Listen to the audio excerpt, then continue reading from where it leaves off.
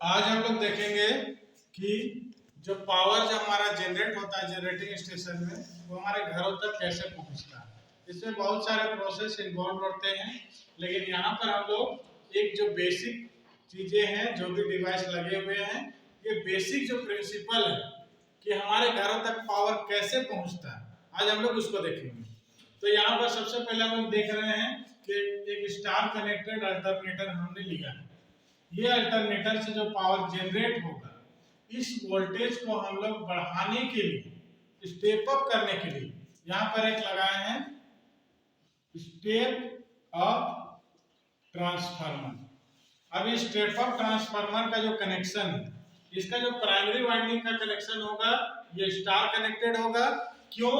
क्योंकि जो हमारा अल्टरनेटर है वो स्टार कनेक्टेड है। यहाँ से हमको न्यूट्रल मिल रहा है। अब इस न्यूट्रल को लेने के लिए प्राइमरी को हम क्या रखते हैं, स्टार में रखते हैं, और सेकेंडरी को किस में रखेंगे, हम लोग डेल्टा कनेक्शन में रखेंगे। क्यों? क्योंकि यहाँ के बाद हमको ट्रांसमिशन लाइन से पावर को भेजना है। तो ट्रांसमिशन लाइन में हम लोग क्या चाहते हैं कि हमारा कम से कम वायर लगे और ये कम से कम कॉस्ट में मेरा पावर जो है मेरे लोड तक पहुंच जाए।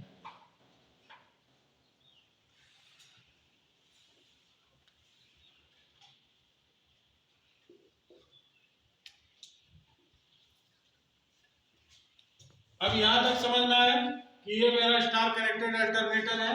इसके बाद हम लोग स्टेप अप ट्रांसफार्मर में हम लोग पावर को कनेक्ट किए।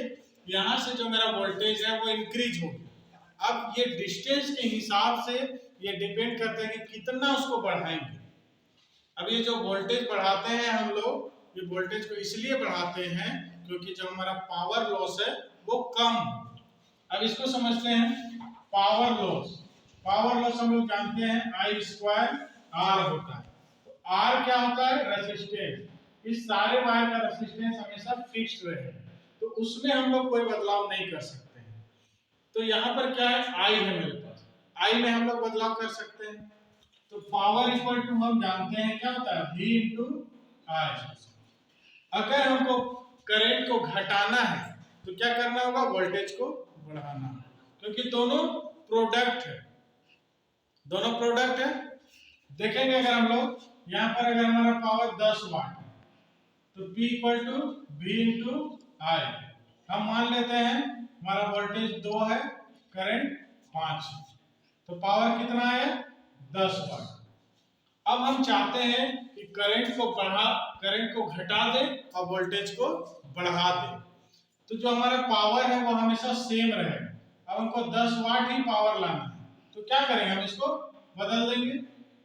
ये जो हमारा वोल्टेज 2 वोल्ट था, करंट 5 एम्पियर था, अब हम क्या कर देंगे, V को 5 वोल्ट कर देंगे, करंट को 2 एम्पियर कर देंगे। तो पावर हमारा उतना ही आ रहा है, 10 वाट। लेकिन इसमें डिफरेंस क्या हो गया कि वोल्टेज हमारा बढ़ गया, करंट कम हो गया। तो करंट कम होने से हमको फायदा क्या होगा कि ये जो पावर लॉस होगा इस ट्रांसमिशन लाइन में, ये मेरा बहुत ही कम हो जाएगा। ठीक है। अब यहाँ के बाद हम लोग आगे पूछते हैं। यहाँ के बाद हमारा पावर हमें मिल गया।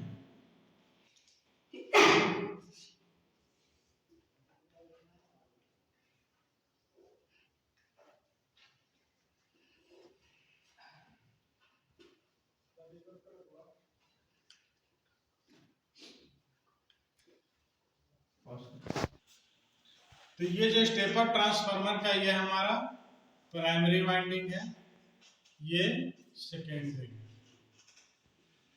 अब यहाँ पर हमारे पास क्या रिक्वायरमेंट है, हमारा रिक्वायरमेंट है कि हमको अलग अलग घरों में सप्लाई देना है। तो घरों में सप्लाई के लिए हमारे पास क्या चाहिए, न्यूट्रल होना चाहिए। अब यहाँ पर जो हमको सप्लाई मिल रहा है इसमें सिर्फ तीनों फेज है, ये आर वाई भी फेज है, यहाँ न्यूट्रल कहीं भी नहीं है। तो अब हम क्या करेंगे, ये जो स्टेप डाउन ट्रांसफार्मर हम लेंगे। अब जो हमारा वोल्टेज तो यहाँ पर बढ़ चुका था, क्या था, हमने यहाँ जनरेट किया 11 केवी। 11 केवी को हमने बढ़ा करके यहाँ पर 66 केवी से लेकर के हम लोग 220 केवी तक करते हैं। या 132 केवी तक ले जाते हैं। अब इसको हम लोग 2-3 स्टेप में डिक्रीज करते हैं वोल्टेज को। तो हम मान लेते हैं कि यहाँ पर हमारे पास डिक्रीज हो करके जो हमारे घरों के पास पोल में ट्रांसफार्मर लगा होता है वहाँ कितना वोल्टेज का वायर रहता है, 11 केवी का रहता है, 11,000 वोल्ट का वायर होता है। हमारे घरों के पास जो पोल में ट्रांसफार्मर लगा होता है उसका जो सप्लाई आता है उसमें 3 वायर होता है। जो डेल्टा कनेक्टेड होता है उसका वोल्टेज कितना होता है, 11 केवी। तो हम मान के चलते हैं यहाँ पर हम 11 केवी हमें मिल रहा है, जो कि 3 फेज 3 वायर सिस्टम है। ये कौन सा सिस्टम है, 3 फेज 3 वायर सिस्टम। अब यहाँ पर हम लोग क्या करेंगे कि एक ऐसा ट्रांसफार्मर लेंगे जिसका प्राइमरी जो होगा डेल्टा कनेक्टेड होगा, सेकेंडरी जो होगा स्टार कनेक्टेड होगा, तो हमारा काम बन जाएगा। तो अब यहाँ पर हम लोग उसी तरह का एक ट्रांसफार्मर लेते हैं।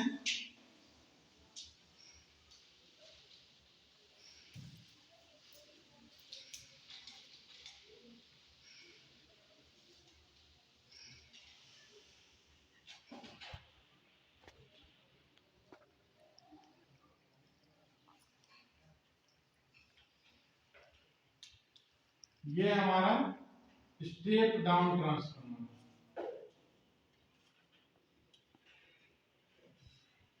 और ये उसका प्राइमरी वाइंडिंग।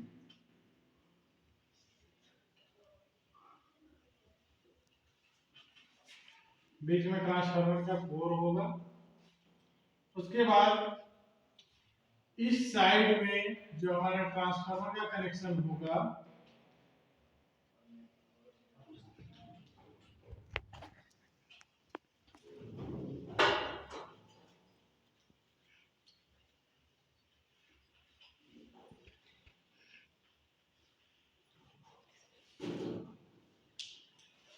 ये है हमारा सेकेंडरी वाइंडिंग। अब यहाँ पर हमें क्या मिला, अब हम लोग देख सकते हैं जो हमारा सप्लाई है 3 फेज के साथ साथ हमें यहाँ पर एक न्यूट्रल भी मिल चुका है।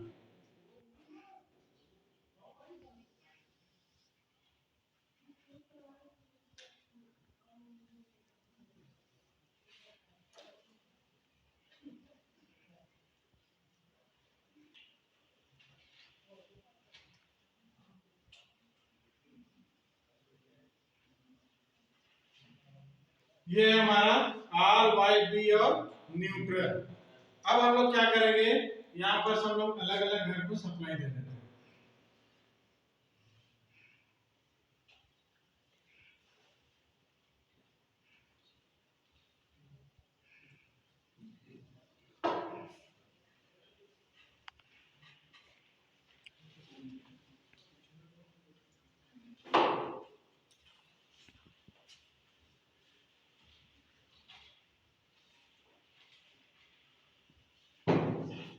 अब इसमें हम लोग को ध्यान रखने वाला क्या बात है, यहाँ पर ये जो हमारा स्टेप डाउन ट्रांसफार्मर हमने लगाया है यहाँ से सप्लाई हमको 3 फेज और एक न्यूट्रल में मिल रहा है।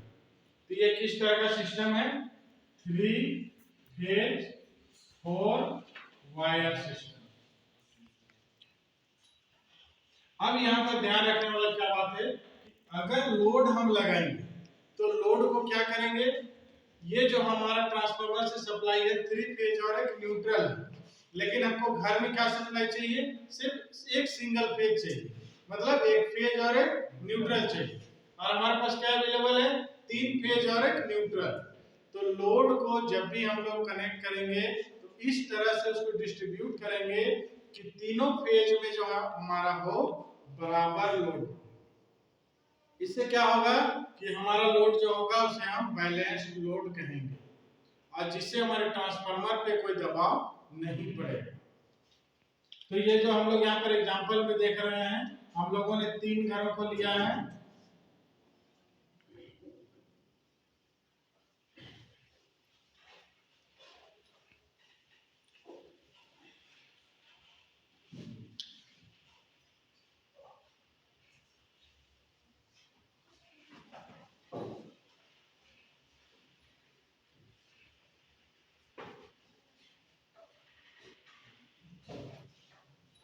यहीं पर अगर कोई इंडस्ट्री है, कोई इंडस्ट्री अगर यहाँ पर है, तो इंडस्ट्रीज में हम लोग जनरली जानते हैं कि वहां पर 3 फेज लोड होता है। तो 3 फेज लोड के लिए हमको क्या चाहिए? 3 फेज सप्लाई चाहिए। तो जो सिंगल हमारा जो घर होता है उसमें हम लोग क्या चाहिए? सिंगल फेज सप्लाई चाहिए। तो हम लोग कोई भी एक फेज और एक न्यूट्रल के साथ सप्लाई ले लेंगे। लेकिन ये जो इंडस्ट्री होगा इसके लिए तीनों फेज का सप्लाई इसको चाहिए। तो 3 फेज सप्लाई अगर जब हम लोग देंगे तो ये इस तरह से तीनों फेज और एक, अगर न्यूट्रल का जरूरत है तो हम न्यूट्रल यूज करेंगे, नहीं जरूरत है तो डायरेक्ट से 3 फेज यूज करेंगे।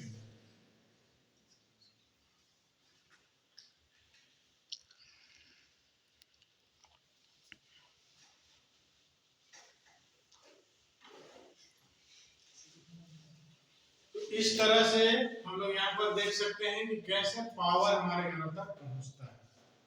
यहाँ पर अल्टरनेटर था स्टार कनेक्टेड, यहाँ पर जो जनरेट हुआ 11 केवी, इसको हम लोगों ने स्टेप अप किया, स्टेप अप ट्रांसफार्मर डाल करके। इसमें क्या हुआ, हमारा जो वोल्टेज जनरेट हुआ था इसको हमने इंक्रीज किया। क्यों इंक्रीज किया? ये भी हमने देखा, पावर लॉस को कम करने के लिए। उसके बाद स्टेप डाउन ट्रांसफार्मर जो क्या करता है कि उस बढ़े हुए वोल्टेज को हमारे यूज करने के लेवल तक लेके आता है वोल्टेज। उसके बाद यहाँ पर जो सप्लाई मिला उसको हमने कनेक्ट कर दिया। अब बात करते हैं बैलेंस्ड और अनबैलेंस्ड लोड। इसमें क्या होता है थोड़ा सा लोग देख लेते हैं कि अगर बैलेंस्ड लोड होगा तो क्या होगा, न्यूट्रल में हमारा करंट, जो न्यूट्रल में जो हमारा वोल्टेज होगा वो नहीं होगा। अगर अनबैलेंस्ड लोड है तो क्या होगा कि अनवांटेड करंट भी फ्लो करेगा और अनवांटेड वोल्टेज भी हमारा न्यूट्रल में मौजूद रहेगा।